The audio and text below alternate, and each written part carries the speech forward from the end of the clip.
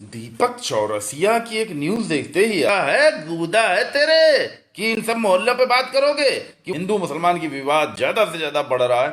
आज मैं आप सबको एक डंके की चोट पे ये सत्य कह रहा हूं, कोई भी हो, हम ये ब्राह्मण थे तो हमारे पिताजी ने ब्राह्मणों की संगत की।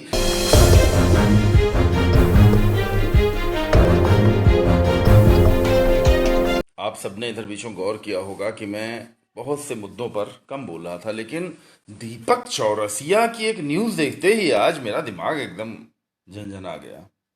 किसी चीज की हद होती है।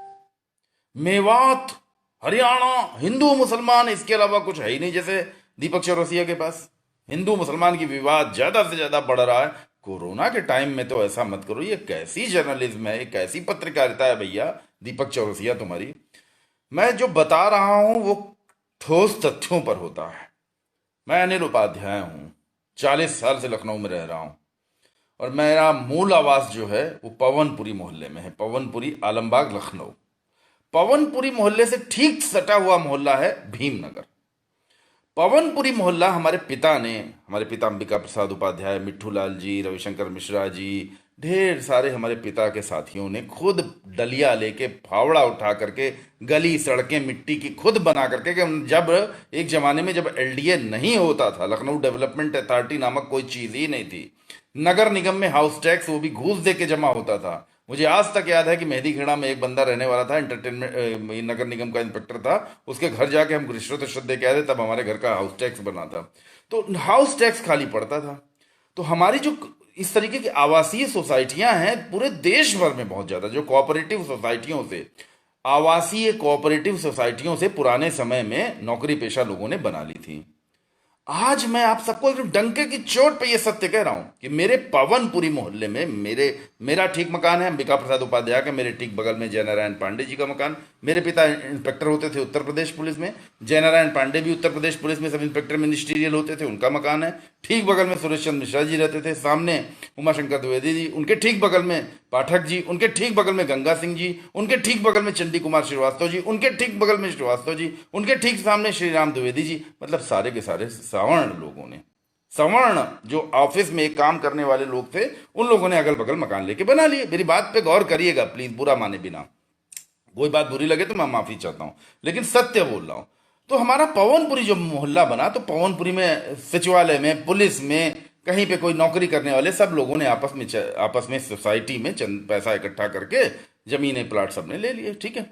उसके बाद उसी समय वहां पे एक मोहल्ला और बना, भीमनगर। भीमनगर मोहल्ला किसके नाम पर बना समझिए? भीमनगर मोहल्ला बना भीमराव अंबेडकर के नाम पर। और इस तरीके के अंबेडकर नगर, अंबेडकर नगर, अंबेडकरपुरम, अंबेडकर बस्ती, इस तरीके के पूरे देश में बहुत से मोहल्ले बन गए। तो क्या दीपक चौरसिया तुम्हारी गूदा है तेरे कि इन सब मोहल्लों पे बात करोगे कि वहां पे केवल दलित क्यों रहते हैं? दलित बस्ती क्यों होती है देश में? हमारे देश में दलित बस्ती क्यों होती है? अगर मुस्लिम बस्ती पर तुम विवाद पैदा कर रहे हो, हम स्पष्ट कह रहे हैं। जैसे मैंने मेहंदी खेड़ा का नाम लिया, तो मेहंदी खेड़ा में यादव आबादी बहुत बड़ी संख्या में, ना के बराबर। शुरुआत की बात कर रहा हूं, अब तो सारे जाति धर्म के हर तरह के लोग आके रहने लग गए। लेकिन ये बात बड़ी सच्ची है। कोई भी हो, हम ये ब्राह्मण थे तो हमारे पिताजी ने ब्राह्मणों की संगत की। कोई मुसलमान होगा तो जहाँ पे आसपास मुसलमान रहते होंगे वो सोचेगा कि वही मकान बन जाए। कोई यादव होगा तो आसपास रहने वाले यादव लोग हों तो ज्यादा वहां मकान बन जाए। ये हमारे देश का पुराना चलन है।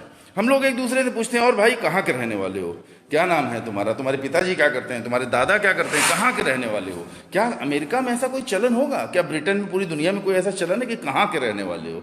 यानी हम अपनी मिट्टी का पता देते हैं कि हम इस गांव के हैं, हमारे दादा परदादा इस गांव के। जैसे मैं अनिल उपाध्याय मंसूराबाद के आगे इलाहाबाद का रहने वाला हूँ। मंसूराबाद जब क्रॉस करेंगे तो बेरावा रोड जो पड़ती है, मंसूराबाद के आगे मंसूराबाद, नवाबगंज, कुंडा के बाद मंसूराबाद, मंसूरा के बाद हमारे पिताजी 1982 में लखनऊ आए थे। सन 75 में हमने पवनपुरी में हमारे पिताजी ने प्लाट खरीदा था।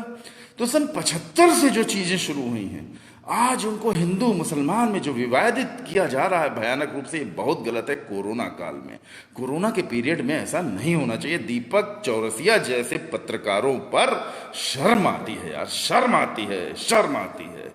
पत्रकारिता क्या होती है, जो मैंने दैनिक जागरण में की है वो थी पत्रकारिता, मेरी पत्रकारिता, सच्ची पत्रकारिता।